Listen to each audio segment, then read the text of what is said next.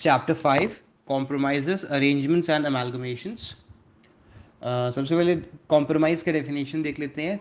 Peaceful and wilful settlement of a dispute by mutual adjustment and concession. Peaceful and willful settlement of a dispute by mutual adjustment and concession. इसमें dispute का होना की है for making it a compromise. ठीक है, compromise में dispute होना ज़रूरी है, अरेंजमेंट में डिस्प्यूट नहीं होता है। अच्छा, arrangement there is no dispute but arrangement modifies rights. In arrangement there is no dispute but arrangement modifies rights. ठीक है, ये हो गया basic definitions. Starting with the first section, that is section 230, power to compromise और make arrangement with creditors and members, where a scheme of compromise or an arrangement is proposed between company and its creditors या फिर company and its members, तब tribunal एक meeting order करेगा creditor का या members का। क्या मीटिंग, क्या to meeting to be called, held and conducted. Meeting to be called, held या कंडक्टेड। ये ट्राइब्यूनल कब करेगा? जब ट्राइब्यूनल को एप्लीकेशन मिलेगा। एप्लीकेशन किससे मिलेगा? चार तरह के लोगों से। सबसे पहले कंपनी से, या फिर क्रेडिटर्स से, या फिर मेंबर से, और चौथा है if the company is wound up liquidator से, in case the company is being wound up liquidator से। ठीक है, इस सेक्शन के लिए बस अरेंजमेंट का जो मतलब होगा उसके अंदर रीऑर्गेनाइजेशन ऑफ शेयर कैपिटल भी आएगा, मतलब कंसोलिडेशन या डिवीजन या कुछ भी। ठीक है। अच्छा, जो एप्लीकेशन जो रहेगा उसके अंदर 3 मेजर डिस्क्लोजर्स होगा। 3। सबसे पहला, material facts related to the company. अब मटेरियल फैक्ट्स क्या होता है?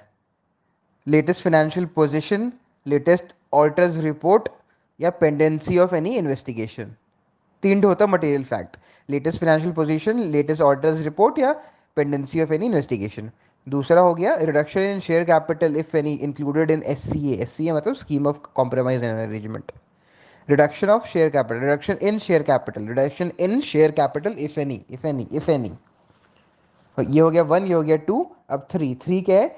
Any scheme of corporate debt restructuring, CDR, corporate debt restructuring consented by more than equal to 75% of secured creditors in value.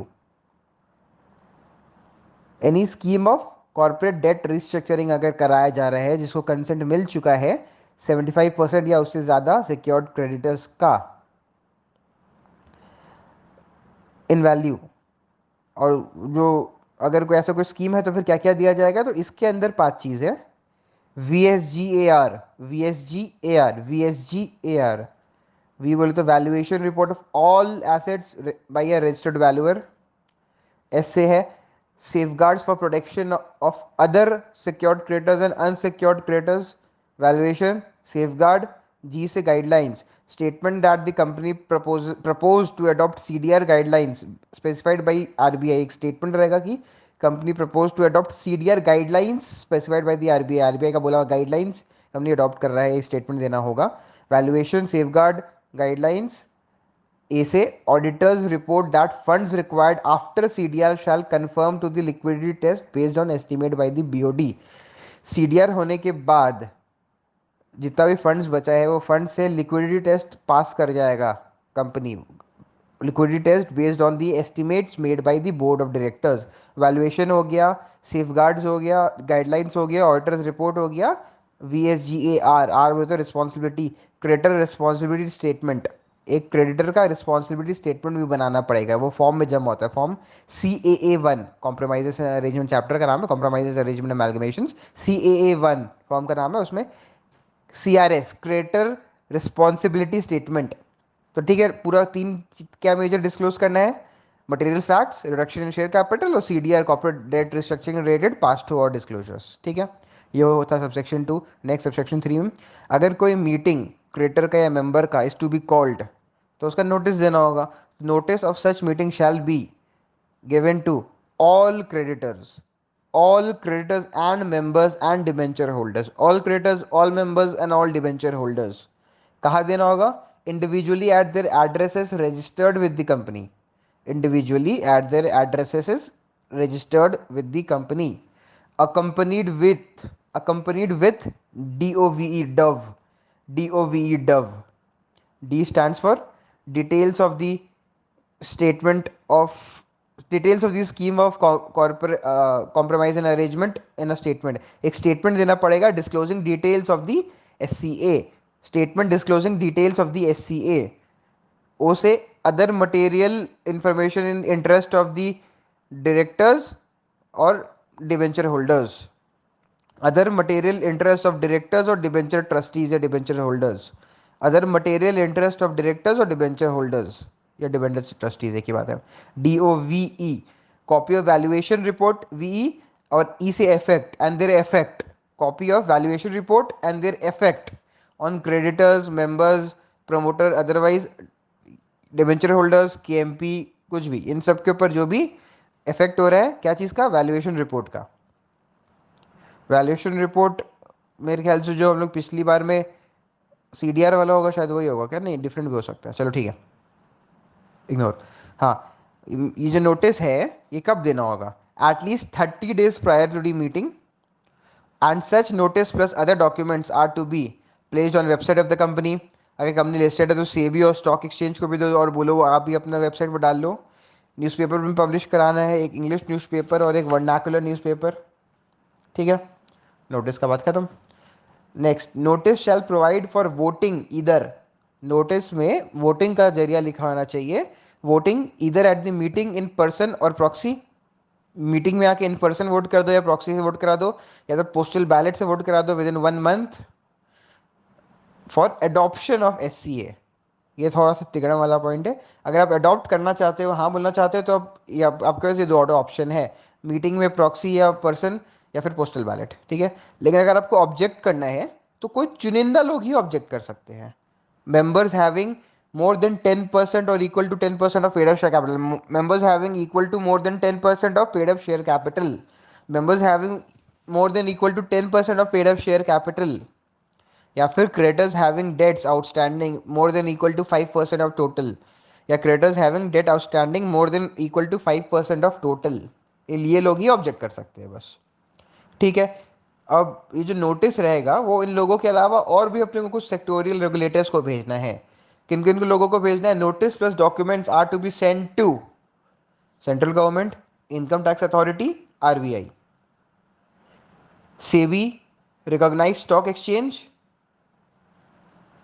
Competition commission of India, registrar, official liquidator या other likely to be affected by SCA। मतलब 9 point, सबसे पहले central government, income tax authorities, RBI, दूसरा SEBI, stock exchange, competition commission of India, फिर liquidate official liquidator, registrar या any other person likely to be affected, ठीक है। And the notice will require to make a representation within 30 days of the receipt of such notice, failing which we will presume that there is no representation, 30 दिन के अंदर उसको कोई represent देना है, अगर वो नहीं दिया तो मान लेंगे नहीं देना सारा को, ठीक है।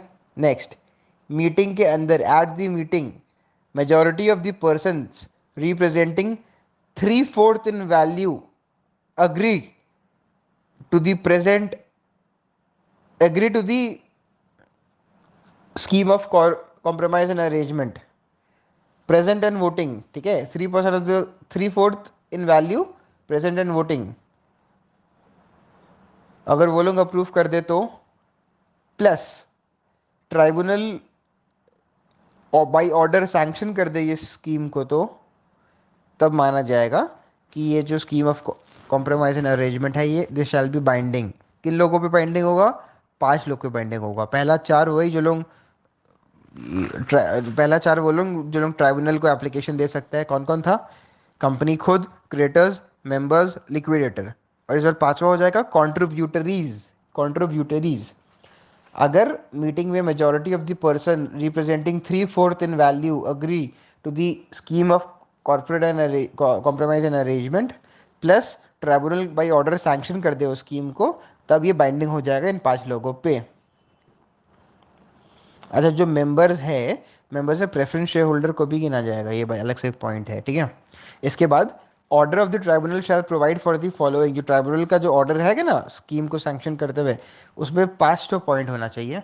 सबसे पहला, where the scheme includes conversion of preference share in equity share, या option to preference share holder to obtain arrears of dividend in cash या इक्विवेलेंट ऑफ इक्विटी शेयर्स होना चाहिए।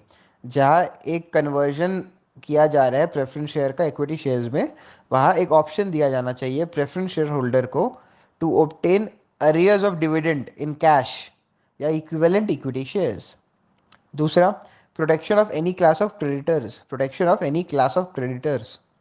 तीसरा, if scheme results in variation of rights, तब section 48 का effect होना चाहिए। अगर किसी का राइट्स इफेक्ट हो रहा है इससे, तो सेक्शन 48 को फॉलो करते हुए होना चाहिए।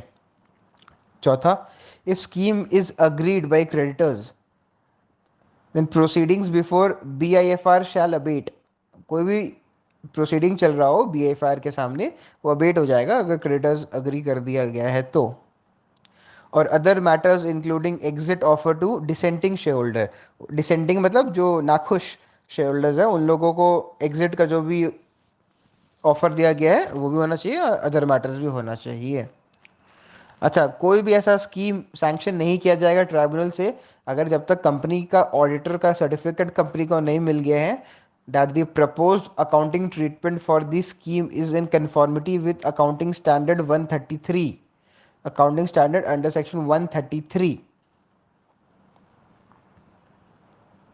अच्छा, इसके बाद जो ट्राइब्यूनल का जो ऑर्डर रहेगा वो कंपनी को फाइल करना है आरओसी के पास विद इन 30 डेज। ठीक है। ट्राइब्यूनल में dispense with calling of meeting of creditors if 90% more than equal to 90% of creditors in value agree and confirm to the SCA by affidavit। अगर creditors का more than equal to 90% of creditors in value agree कर जाता है और affidavit दे देता है कि हाँ भाई स्कीम ठीक है, तब ट्राइब्यूनल बोल सकते हैं कि हाँ क्रेडिटर्स का मीटिंग बुलाने की जरूरत नहीं है, मोर देन इक्वल टू 90%। ठीक है। No scheme in respect of buyback of security shall be sanction unless compliant with section 68, buyback का जो सेक्शन है। अच्छा, स्कीम में include take over offer in case of listed company such take over to comply with SEBI regulations. ठीक है। Aggrieved party कोई है तो they can make an application to tribunal, appellate tribunal नहीं, ट्राइब्यूनल को ही एप्लीकेशन देना होगा इसमें। अच्छा, section 66 not applicable to reduction in share capital in pursuance of tribunal's order. ये अलग से पॉइंट है कि सेक्शन 66 नहीं एप्लीकेबल होगा to reduction in share capital in pursuance of tribunal's order.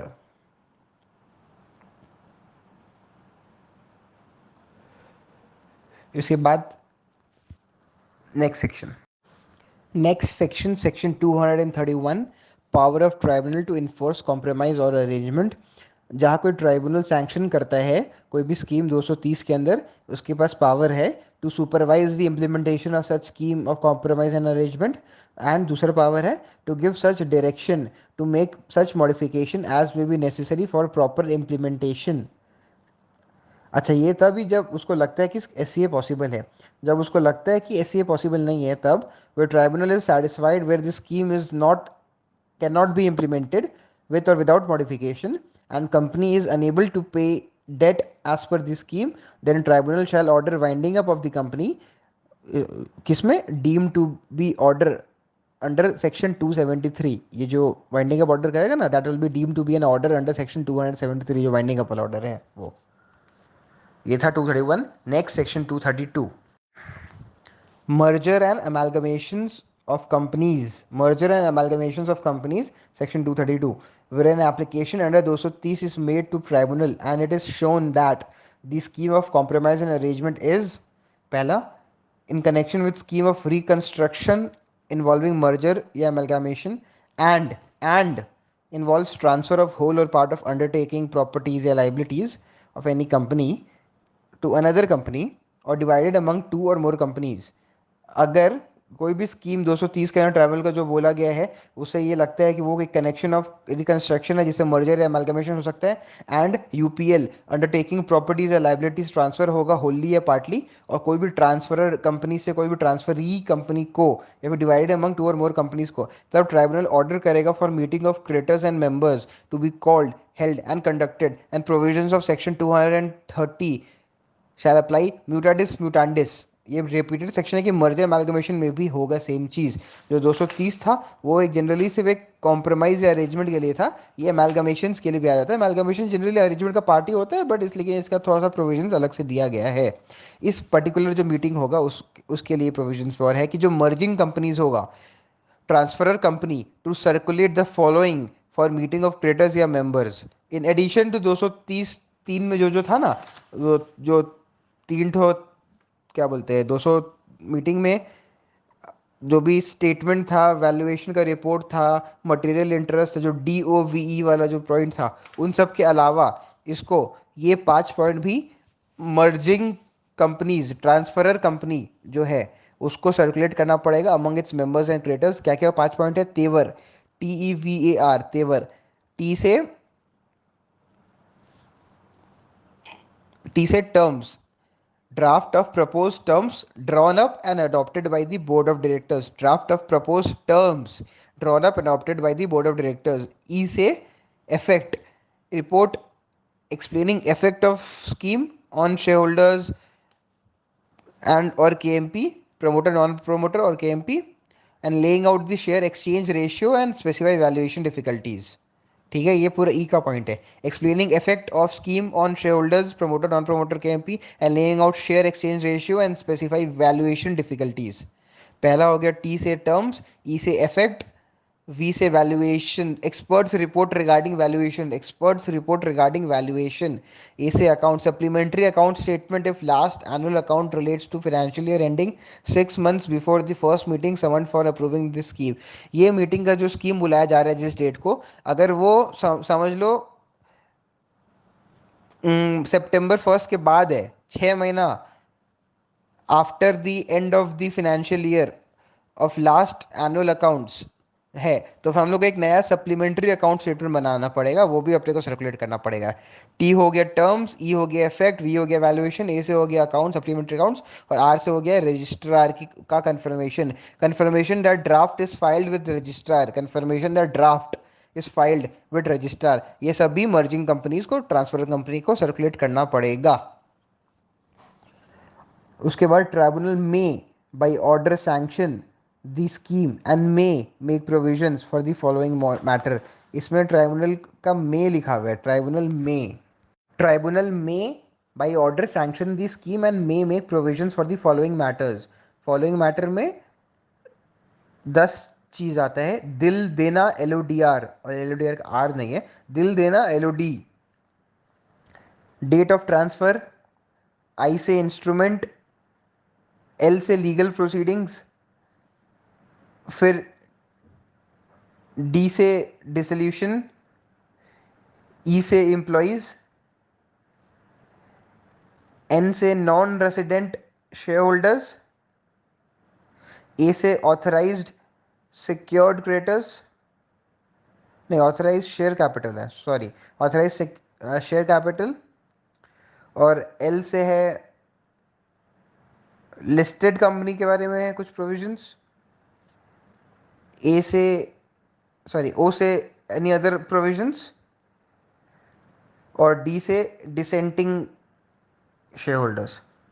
इन सब से रिलेटेड वो कोई प्रोविजंस बना सकता है। शॉर्ट में बता दे रहा हूँ क्या क्या प्रोविजंस है। डेट ऑफ ट्रांसफर, कि वो क्या ट्रांसफर का डेट होगा, जिसमें होल या पार्ट या जो भी ऑफ UPL आपका अंडरटेकिंग प्रॉपर्टीज लाइबिलिटीज ट्रांसफर होगा, किस डेट में क्या डिटरमाइन किया जाएगा पार्टीज के through, unless tribunal decide otherwise, वो डेट। इंस्ट्रूमेंट्स, क्या क्या ट्रांसफरी कंपनी जिसको मिल रहा है उसको क्या क्या चीज़ अलॉट होगा, कौन कौन सा शेयर्स डिबेंचर्स या क्या क्या इंस्ट्रूमेंट्स अलॉट होगा। अच्छा, अगर ऐसा कोई ट्रांसफर हो रहा है जिससे कि ट्रांसफरी कंपनी को अपना ही कंपनी का या फिर उसी कंपनी का जो ट्रांसफर है उसका कुछ शेयर्स मिल जाए अलग से, तो फिर वो चीज़ को नहीं होगा, वो चीज़ को कैंसिल किया जाएगा, क्योंकि फिर डबल हो जाएगा ना, उसको अपने कंपनी का शेयर्स वापस कैसे मिल जाएगा। या फिर कोई किसी held by himself, held by in the name of trust, वो चीज़ कैंसिल किया जाएगा। लीगल प्रोसीडिंग, अगर कोई भी लीगल प्रोसीडिंग चल रहा था ट्रांसफरर कंपनी का, तो वो कंटिन्यू किया जाएगा ट्रांसफरी कंपनी में। बाई एंड अगेंस्ट, अगर वो कोई चालू किया था वो लीगल प्रोसीडिंग भी, और उसका अगेंस्ट कोई चल रहा था वो भी, बाई अगेंस्ट दोनों। अच्छा, डिसोल्यूशन, अगर कोई dissolution without winding up of transfer company मान लिया जाएगा, जो भी ट्रांसफरर कंपनी जो बंद हो जाएगा उसका डिसोल्यूशन विदाउट वाइंडिंग अप मान लिया जाएगा।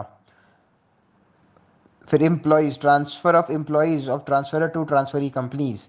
N से non-resident shareholders where shareholders is held by non-resident as per FDI norms as per law. Allotment of shares of transferee companies to such shareholders shall be in manner specified in the order. ए से authorise share capital, जो fees पे किया था transferor company अपना authorise share capital के लिए, और जो ट्रांसफरी कंपनी का जो ऑथराइज शेयर कैपिटल उसके लिए जो फी देना पड़ेगा उसमें सेट ऑफ हो सकता है. इसका इतना रुपया था, उसका इतना रुपया था, इसको नया वाला को 10 रुपये देना है, पुराना वाला 8 रुपये दे चुका है, तो आज सेट ऑफ करके सिर्फ 2 रुपये देना होगा. एल लिस्टेड कंपनी, अगर ट्रांसफर कंपनी लिस्टेड है और ट्रांसफरी कंपनी अनलिस्टेड है, मतलब एक लिस्टेड कंपनी टेक्निकली डिसोल्यूशन हो जा रहे हैं और एक अनलिस्टेड कंपनी के अंदर घुस जा रहे हैं, तब जो अनलिस्टेड कंपनी है वो अनलिस्टेड रहेगा जब तक कि वो अपना लिस्टिंग का प्रोसेस खुद से नहीं कर ले. और जो लिस्टेड कंपनी का शेयर होल्डर्स है, अगर वो ऑप्ट आउट करता है, इस चीज़ से डिसाइड करता है ऑप्ट आउट करने से, तब provision for payment of value of shares as per predetermined price formula, provided that payment under this clause shall not be less than as specified under the SEBI regulation. O say any other such incidental and consequential or supplemental matter. LODR. LOR तो है नहीं, सिर्फ D से dissenting. Provisions to be made for person dissenting from such scheme. कोई person dissent करना चाह रहा है, नाखुश है, तो उसके लिए अलग से प्रोविजन बनाया जाएगा. इसमें भी वही चीज लिखा है कि no scheme shall be sanction by the tribunal unless certificate from the company's auditor that propose accounting treatment for the scheme is in conformity with accounting standards under section 133. ठीक है. और फिर उसके बाद अगर कोई स्कीम प्रोवाइड करता है कोई ट्रांसफर का, फॉर ट्रांसफर ऑफ प्रॉपर्टी यानी फ्री ऑफ चार्ज, तब फिर जो भी वो प्रॉपर्टी रहेगा वो ट्रांसफर हो जाएगा without any charge, free of charge provide property transfer हो जाएगा. ये ट्राइब्यूनल का ऑर्डर में स्पेसिफिकली लिखा होगा कौन सी प्रॉपर्टी होगा, तभी हो पाएगा. ठीक है. फिर कोई भी ऑर्डर का जो कॉपी होगा, सर्टिफाइड कॉपी होगा, वो आरओसी को फाइल करना पड़ेगा. कितना दिन के अंदर? 30 दिन के अंदर आरओसी को वो फाइल करना पड़ेगा. ये आरओसी को अगर फाइल नहीं करे 30 दिन के अंदर, तो ऑफिसर और कंपनी दोनों पे पेनल्टी लगेगा. पेनल्टी 20,000 रुपये का लगेगा ऑफिसर इन डिफॉल्ट पे, प्लस 1,000 रुपीज़ पर डे, और maximum up to 3 lakh. Officer company में सेम पेनल्टी है, 20,000 rupees plus 1,000 rupees per day, maximum up to 3 lakh rupees. और जो स्कीम रहेगा वो क्लियरली इंडिकेट करेगा अपॉइंटेड डेट फॉर स्कीम. ये जो अपॉइंटेड डेट है ना स्कीम का, which will become effective and such scheme shall be deem to be effective from such date. ये वही वाला डेट है इंडिया का जो एक्विजिशन डेट माना जाता है. स्कीम उस दिन से अपॉइंट किया जाएगा जो दिन एक्विजिशन डेट रहेगा. ठीक है. फिर कंपनी आरओसी के पास एक स्टेटमेंट फाइल करेगा every year until the completion of the scheme. जब तक स्कीम चल रहा है, स्कीम कंप्लीट नहीं हुआ, तब तक कंपनी को हर साल आरओसी के पास एक स्टेटमेंट फाइल करते रहना पड़ेगा. वो जो स्टेटमेंट रहेगा वो सर्टिफाई किया जाएगा सारे अकाउंटेंट से या CWA से या CS से, showing compliance with the order of the tribunal. मतलब, और इस पूरा सेक्शन में जहाँ भी प्रॉपर्टीज, ये नेक्स्ट पॉइंट है, इस पूरा सेक्शन में जहाँ भी प्रॉपर्टीज लिखा हुआ है, that will include any assets, rights and interest of every description and liabilities include debts and और ऑब्लिगेशंस ऑफ एवरी डिस्क्रिप्शन. ये था सेक्शन 232 मर्जर के रिलेशन में.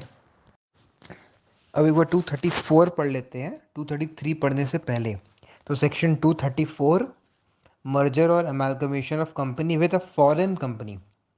Unless otherwise specified in any other law, the provision of this chapter shall mutatis mutandis apply to merger and amalgamations between कोई Indian company incorporated under this act and कोई foreign company, मतलब foreign company incorporated in countries as may be notified by the central government.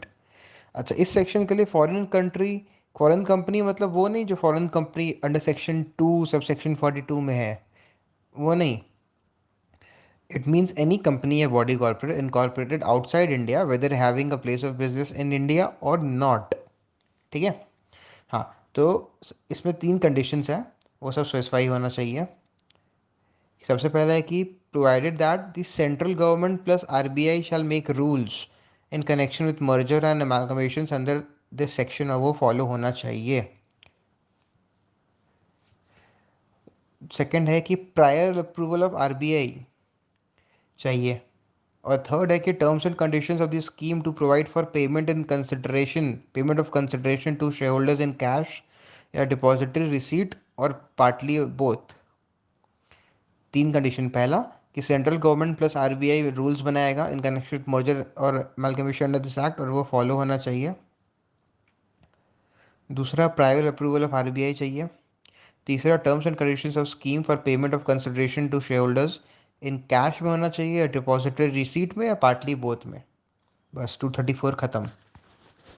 Section 233, merger और amalgamation of certain companies. Fast track mode of merger amalgamation of certain companies, fast track mode का merger amalgamation है 233 में। ठीक है, जो section 230 में था ना, सॉरी 232 में था ना, वो नॉर्मल मर्जर अमाल्गमेशन था। ये 233 में ये स्पेशल है, फास्ट ट्रैक मोड है।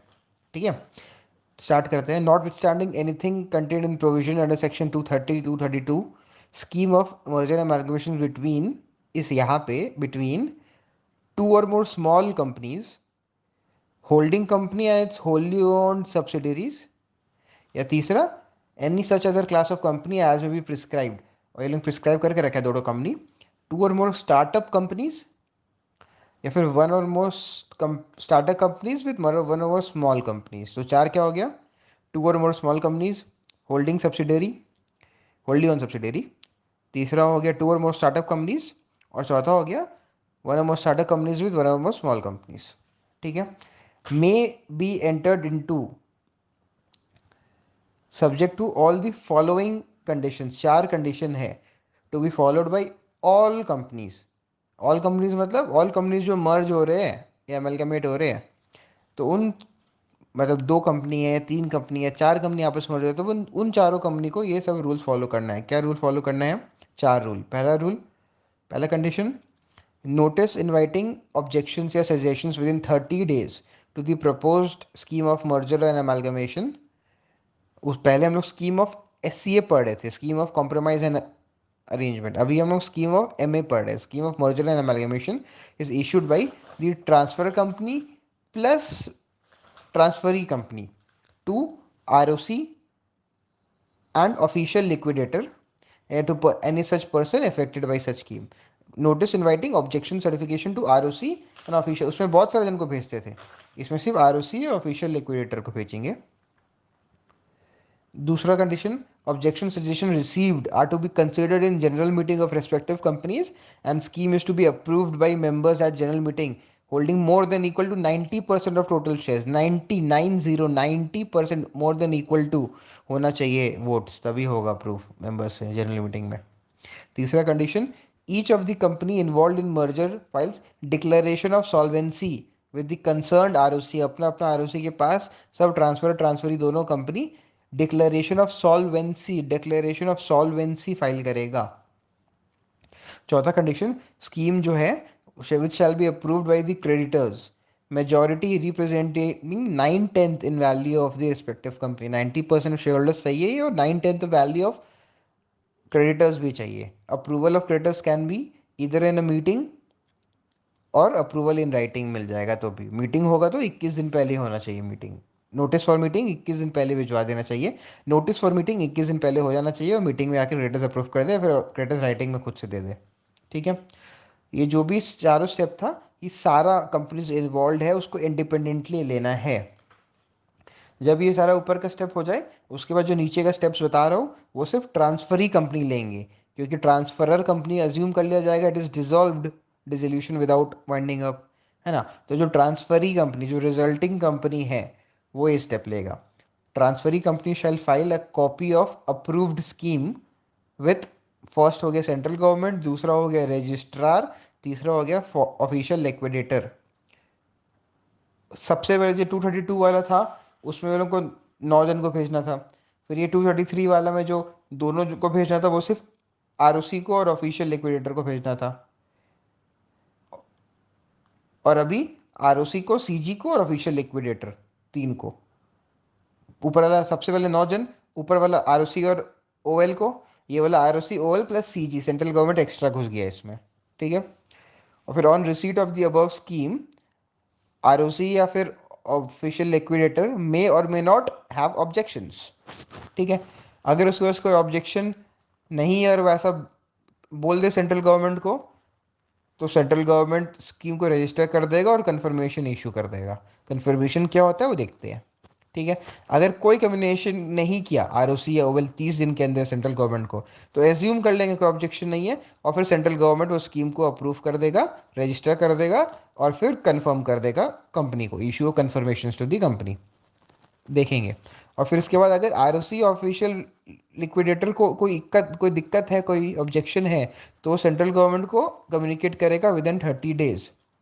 लेकिन उसके बाद अगर सेंट्रल गवर्नमेंट को कोई तभी भी कोई ऑब्जेक्शन नहीं हुआ, तो फिर वापस जो स्टेप था कि सेंट्रल गवर्नमेंट रजिस्टर कर देगा और कंफर्मेशन इशू कर देगा कंपनीज को।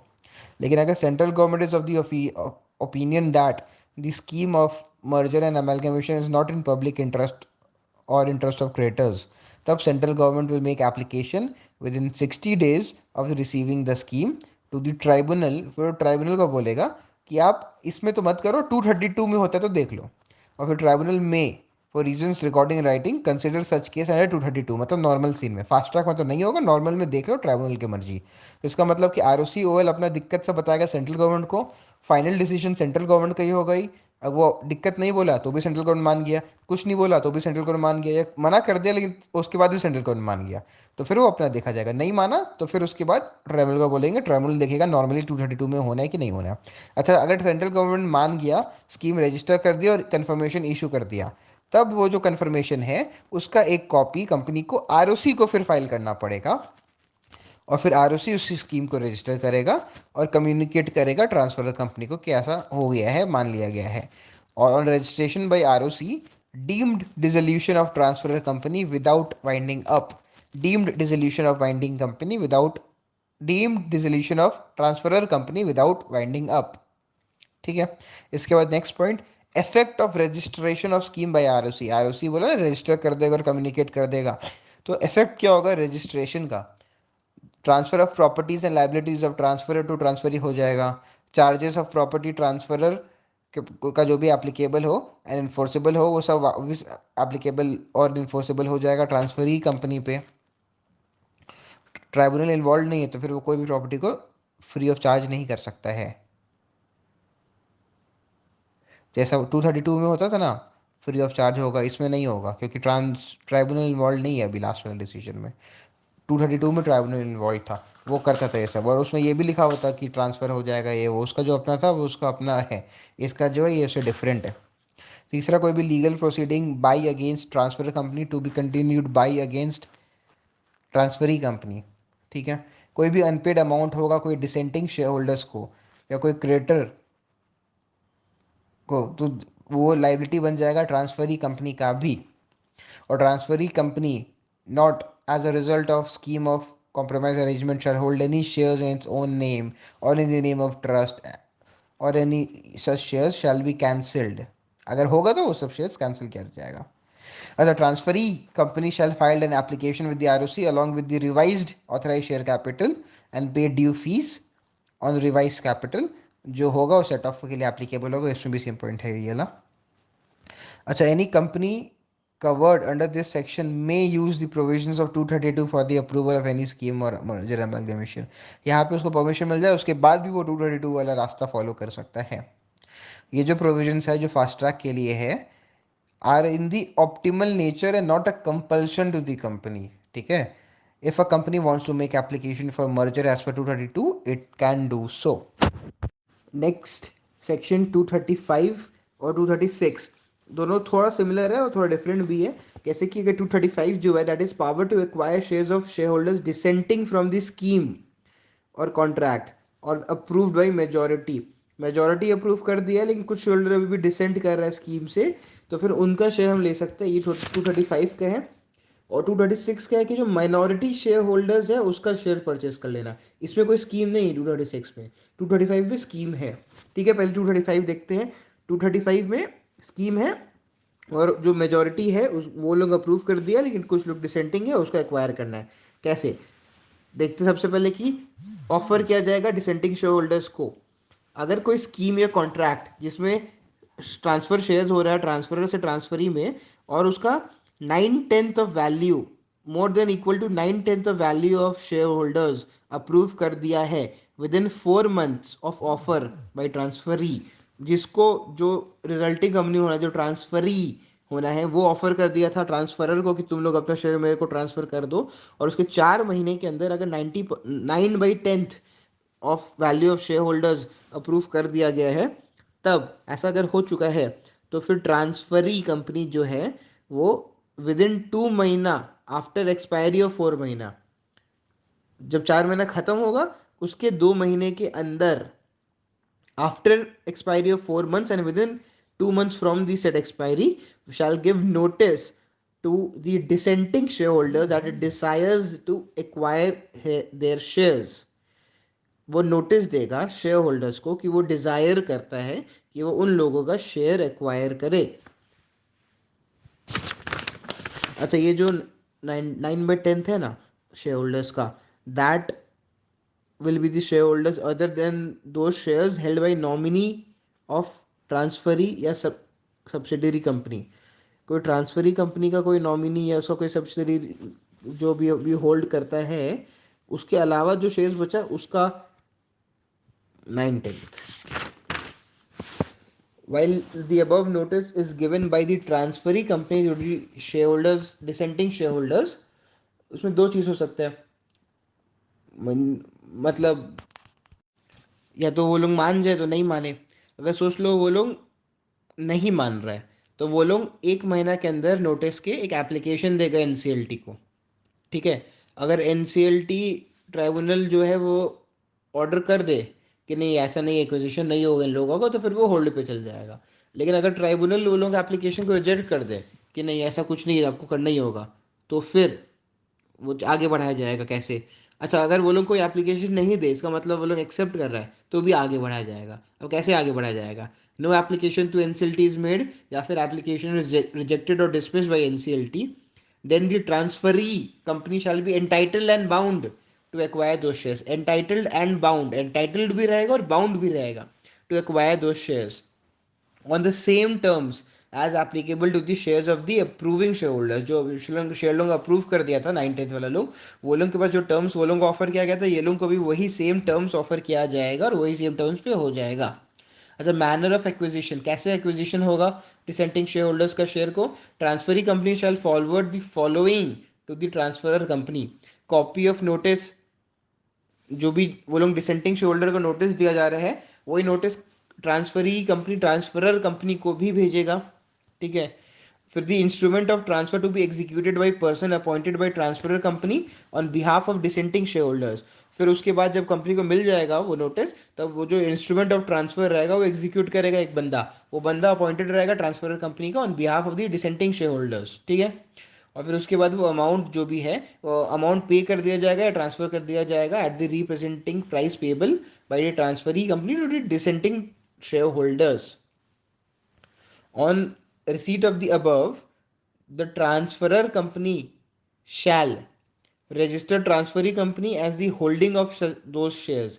ये सब जब हो जाएगा, जब पैसा मिल जाएगा और जब इंस्ट्रूमेंट ट्रांसफर हो जाएगा, नोटिस तो पहले ही दे दिया था, तो उसके बाद ट्रांसफरी कंपनी जो है, ट्रांसफरर कंपनी जो है, वो ट्रांसफरी कंपनी को एज अ होल्डर रजिस्टर कर देगा and with in 1 month of registration inform the dissenting share holders of such registration and receipt of consideration. 1 महीना के अंदर वो शेयर होल्डर्स को बता देगा कैसे रजिस्टर कर दिए है और पैसा मिल गया, और फिर पैसा दे देगा। Sum received by the transfer company shall be, जो पैसा मिल रहा है ट्रांसफरर कंपनी को उन डिसेंटिंग शेयर होल्डर्स का शेयर्स के लिए, that shall be paid into a separate bank account held by the company in trust of the dissenting shareholders and disbursed to the entitled shareholders within 60 days। मिलने के 60 दिन के अंदर दे देना है। 1 महीने के अंदर बता देना है कि मिल गया है और इन्फॉर्म कर देना है कि रजिस्ट्रेशन हो गया, और 60 दिन के अंदर दे देना है पैसा वो लोगों को। Next section, section 236, purchase of minority share holding. मतलब यहाँ पे कोई स्कीम नहीं है, यहाँ पे बस एक माइनॉरिटी है शेयर होल्डिंग का, शेयर होल्डर्स का, उन लोगों का शेयर एक्वायर किया जा रहा है। ऐसा माइनॉरिटी कब होगा? जब कोई शेयर्स कोई कंपनी का खरीद रहा होगा, एक्वायर होगा, पहले से भी होगा और भी शेयर अब खरीद रहा होगा, और खरीदते खरीदते more than equal to 90% of issued share capital हो गया उसका। More than equal to 90% of issued share capital कोई एक इंसान के पास आ गया, या फिर कोई इंसान कोई वर्च्यू ऑफ एमालगमेशन या शेयर एक्सचेंज या कन्वर्जेशन उसके बेसिस में किसी के पास 90% मेजोरिटी या फिर more than equal to 90% of issued share capital हो गया, तब such person shall notify the company. Company वो बंदा कंपनी को नोटिफाई करेगा, वो जो 10% या उससे कम जो माइनॉरिटी बचा उसको नहीं, कंपनी को, कि वो जो माइनॉरिटी बचा है उसका हमको शेयर खरीदना है। और शैल वर्ड यूज किया, उसको जबरदस्ती खरीदना ही होगा। सच एक्वायर्स या person shall notify the company of their intention two by the remaining equity shares. The acquired company या person shall offer the minority shareholders for buying their equity shares at a price determined on the valuation by the registrar valuation as per the rules। जो 235 में था ना, वो कोई register value का नहीं था, जो डिसेंटिंग वाला लोग था, उसका जो भी प्राइस था वो वही दे रहा था जो बाकी लोगों को दे रहा था। इसमें जो है रजिस्टर वैल्यू का जो प्राइस अलॉट किया है वो प्राइस में ऑफर दिया जाएगा माइनॉरिटी को। और एक और केस हो सकता है कि suo motu offer by minority share holder, कि without prejudice to the above provisions. कोई ऐसा केस भी हो सकता है कि जब माइनॉरिटी शेयर होल्डर्स खुद से ऑफर कर दे मेजोरिटी को कि तुम लोग आओ मेरा माइनॉरिटी शेयर्स खरीद लो कंपनी का at a price pre determined in accordance with the rules. ठीक है। अच्छा, नेक्स्ट पॉइंट, जो मेजोरिटी शेयर होल्डर होता है वो लोग क्या करेगा फिर, वो लोग एक वो अमाउंट डिपॉजिट कर देगा, उतना रुपया जितना का उसको शेयर अकाउंट एक्वायर करना है, in a separate bank account operated by the transfer company for at least 1 year before payment to one for at least 1 year for payment to the minority shareholders, and amount to be disbursed to the entitled shareholders within 60 days। ऊपर भी 60 था, यहाँ भी 60 है। वो लोग एक separate bank account में डाल देगा, वो बैंक अकाउंट कम से कम 1 साल पुराना होना चाहिए, और फिर वो 60 दिन के अंदर पैसा दे देगा। Provided that such disbursement shell continue for 1 year if for some reason disbursement had not been made within 60 days or disbursement made but shareholders failed to receive या claim such amount। अगर कोई रीजन की वजह से disbursement नहीं हो पाया 60 दिन के अंदर, या फिर डिसबर्समेंट हुआ लेकिन सामने वाला शेयर होल्डर ले नहीं पाया, क्लेम नहीं कर पाया अमाउंट, चेक दे दिए, चेक डिपॉजिट करना भूल गया, कुछ भी, तो फिर वो डिसबर्समेंट को 1 साल तक चलाएंगे।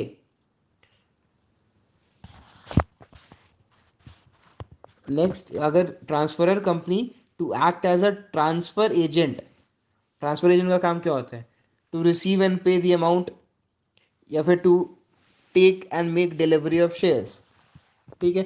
अगर फिजिकल शेयर्स डिलीवर्ड नहीं कर पा रहे हैं वो लोग ट्रांसफरर कंपनी को within the specified time, तब such shares will be deemed to be cancelled, और फिर company shall issue new shares in lieu thereof and make payment to minority on such cancellation.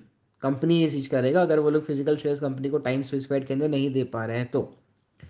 अच्छा, where any minority shareholder is dead or ceases to exist and their heir or successor or assignees have not been brought on record, अगर मर गया या फिर है नहीं, मिल नहीं रहा, उसका कोई हेयर या सक्सेसर या साइनी भी नहीं मिल पा रहा है, रिकॉर्ड भी नहीं है, तब the right of such share holders to make an offer for sale shall continue for to be available for 3 years from the date of minority acquisition by majority.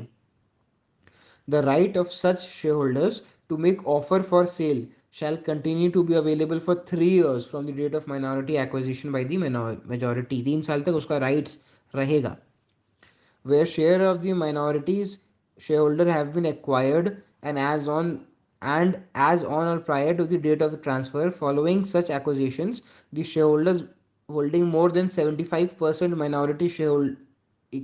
minority equity shares can negotiate on a higher price for any transfer of shares held by them without disclosing the fact or likelihood of transfer taking place। On the basis of such negotiation, the majority shareholders, majority कौन सा majority, the majority of minority, 75% of minority वाले जो है, shall acquire such additional compensation with such minority शैल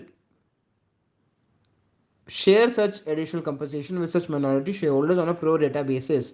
अगर जो minority है 10 लोग, 10 लोग का 75% से ज़्यादा, समझ लो 8 लोग, मोर देन 75%, 7.5 बोलते एक बार के लिए, 7.5 लोग अगर नेगोशिएट कर लिया higher price without disclosing the fact या likelihood of transfer taking place on such basis of negotiation, तब वो जो ज़्यादा रुपया वो लोगों को मिल गया वो लोगों को वो अपना पूरे 10 लोगों में आपस में बांट लेना है। Next section, section 237, power of central government to provide for amalgamation of companies in public interest। Central government order करेगा अमेलगमेशन। जब कब करेगा? जब सेंट्रल गवर्नमेंट को लगता है कि ऐसा एसेंशियल है इन पब्लिक इंटरेस्ट। क्या करेगा? टू अमेलगमेट टू और मोर companies. It may be by notification in the official gadget. Order for amalgamation of such companies into a single company and specify the rights and liabilities of such single company. ये order में रहेगा. Such order may provide for continuation of या by against any legal proceedings of transferor company to transferee company by against. Normal provision पहले भी था, फिर repeated है ये. Such other provisions as will be necessary to give amalgamation. Normal सा point है. Every member या creditor including debenture holder of transferor company to have the same interest या rights in the transferee company. In case if the interest or rights in transferee company is less than the interest rights in the transferor company, he shall be entitled to compensation, and that compensation shall be paid to such concerned creditors या members by the transferee company. वो compensation decide कैसे होगा? To be assessed by the prescribed authority plus published in the official gazette की कैसे होगा?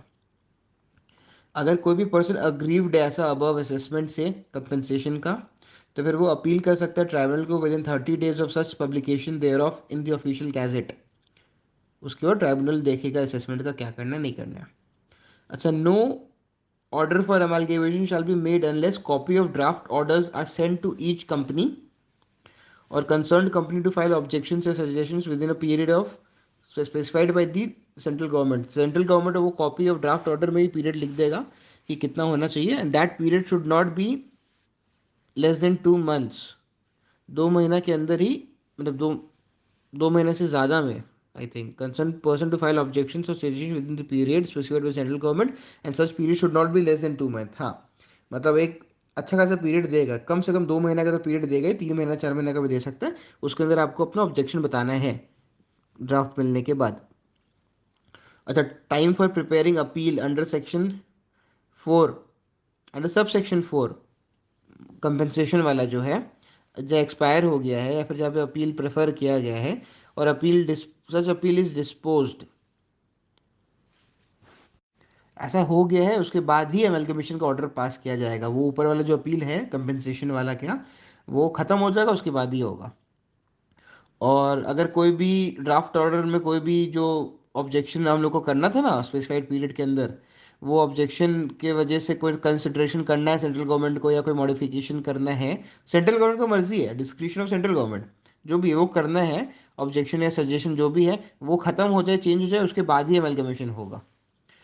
इसका meaning ये हुआ कि जबरदस्ती किसी का भी नहीं कर सकता, ये सब उपाय, ये सब वे आउट है कंपनी को। सेंट्रल गवर्नमेंट जबरदस्ती नहीं बोल दे कि आज तुम और तुम मर जाओ। ठीक है। अच्छा, एक और इसमें कंडीशन है कि copies of the order under this section is to be laid before each house of parliament. तभी अप्रूवल होगा। ऑर्डर जो होगा कॉपी का, सेंट्रल गवर्नमेंट का जो अमेलगमेशन का ऑर्डर होगा, वो हाउस ऑफ पार्लियामेंट के अंदर लेड, ईच हाउस, दोनों house, upper house lower house दोनों में लेट डाउन किया जाना चाहिए। Next section, section 238, registration of offer of schemes involving transfer of shares. Register कराना होगा in relation to every offer, सारा offer of scheme involving transfer of shares under section 235। कौन सा था 235? डिसेंटिंग वाला। Every circular containing such offer, जो भी offer दिया जाएगा डिसेंटिंग शेयर होल्डर्स को, और जो भी सर्कुलर में दिया जाएगा, और कोई भी जो डायरेक्टर्स का रिकमेंडेशन रहा ट्रांसफरर का टू एक्सेप्ट सच ऑफर, वो सारा चीज accompanied by prescribed information and containing a statement showing necessary steps that the transferee company has to ensure necessary cash shall be available। और तीसरा विल बी, तीसरा नहीं यही है कि shall be registered with the registrar prior to issuing it। वो circular of offer of recommendation of directors accompanied by the prescribed information and containing a statement showing कि transferee के पास उतना नेसेसरी कैश रहेगा, ये सब shall be registered with the registrar ROC prior to be issuing it। कोई भी ऐसा issue करने से पहले रजिस्ट्रेशन होना चाहिए ROC for reasons recording in writing, registrar जो है वो रिफ्यूज कर सकता है ऐसा कोई भी चीज़ को रजिस्टर करने से अगर कोई इन्फॉर्मेशन मिसिंग है या फिर कोई ऐसा फॉल्स इंप्रेशन मिल रहा है वो चीज़ से। और अच्छा, रजिस्ट्रार अगर रिफ्यूज करेगा तो अपील कर सकते हैं ट्राइब्यूनल को। जो भी सर्कुलर अगर विदाउट रजिस्ट्रेशन इशू किया गया है तो डायरेक्टर पे पेनल्टी लगेगा 1 लाख रुपया का। Section 239 preservation of books and papers of amalgamated company. जो भी एमालगमेटेड कंपनी होगा, डिसॉल्व्ड कंपनी, जो कंपनी जब गायब हो चुका है, उसका बुक्स एंड पेपर्स को भी डिस्पोज ऑफ नहीं कर देना है विदाउट सेंट्रल गवर्नमेंट। कोई पीरियड नहीं रखा है कि कब तक, इसका मतलब जिंदगी भर रख के रखना है। अगर हटाना है तो सेंट्रल गवर्नमेंट का प्रायर परमिशन लगेगा। और central government before granting such permission shall appoint a person, एक पर्सन अपॉइंट करेगा जो कि एग्जामिन करेगा to ascertain whether they contain evidence of, अगर हटाने से पहले देखेगा पेपर में कोई ऐसा एविडेंस है क्या कि for commission of offence in connection with promotion या formation of management of affairs of the company या amalgamation or acquisition of the shares. Central government before passing any order for disposing of books and papers of any amalgamated company shall appoint a person to examine books and papers to ascertain whether they contain evidence of 1 2 3. 1. Commission of any offense in connection with any promotion or formation of management of the affairs of the company or amalgamation or acquisition of shares. Commission for offense या promotion या formation for formation of management of affairs of the company या फिर amalgamation या acquisition of shares. ये chapter का last section, section 240, liability of officers in respect of offences committed prior to merger and amalgamation. कोई भी officer का कोई भी लाइबिलिटी रहेगा in connection with any offence, कोई गलती committed prior to merger amalgamation shall continue to be held liable after such merger amalgamation, मतलब उसके बाद भी कंटिन्यू रहेगा, पुराना लाइबिलिटी गायब नहीं हो जाएगा।